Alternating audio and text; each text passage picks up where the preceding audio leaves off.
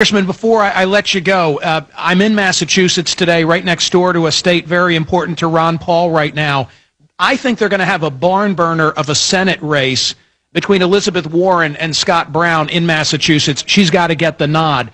But I have 60 seconds worth of audio I would love to play for you. It's Elizabeth Warren on the stump talking about how no one in this country, according to her, got rich on their own. It's an internet sensation, and if you'll permit me, I'll play it, and then I'll give Ron Paul the floor. I'm anxious to hear it. Nobody in this country who got rich on his own.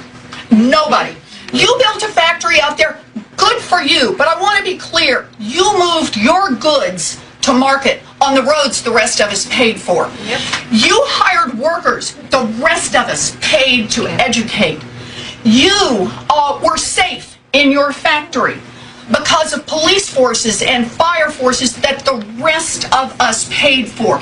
You didn't have to worry that marauding bands would come and seize everything at your factory and hire someone to protect against this because of the work the rest of us did. Now look, you built a factory and it turned into something terrific or a great idea. God bless. Keep a big hunk of it. But part of the underlying social contract is you take a hunk of that and pay forward for the next kid who comes along. And Congressman George Will today in the Washington Post responds to that. But I'd love to hear, what does Ron Paul think when he hears her voice and those sentiments? Unfortunately, it's a reflection of an educational system that we've had for a long time, and it's class warfare, and she's demagoguing the issue. She doesn't understand the marketplace. These ideas are very, very dangerous, but these ideas are allowed in our society. The only way we can combat somebody like this is with a better idea, but we're up against it because many people have been conditioned this way. And I think the basic flaw in our system has been that the government is responsible for redistributing wealth, and entitlements are rights, and it's quite a bit different than a right to your life and your liberty and a right to keep what you earn.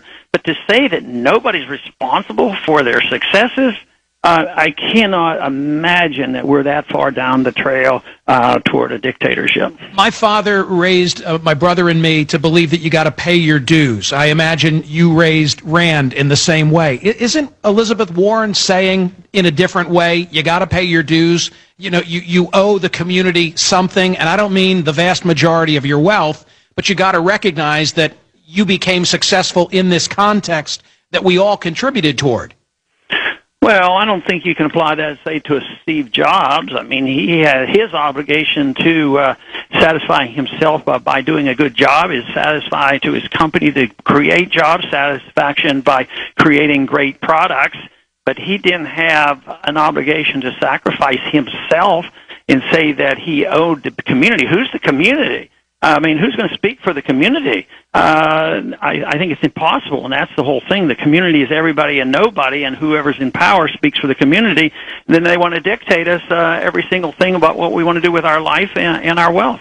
I always appreciate dialogue with you, and I want to honor my time commitment so that Ron Paul comes back to the program again and again. Thank you, Michael. Good to be with you. All right, Congressman, I appreciate your time. By all means, weigh in. I've been dying to play that for Ron.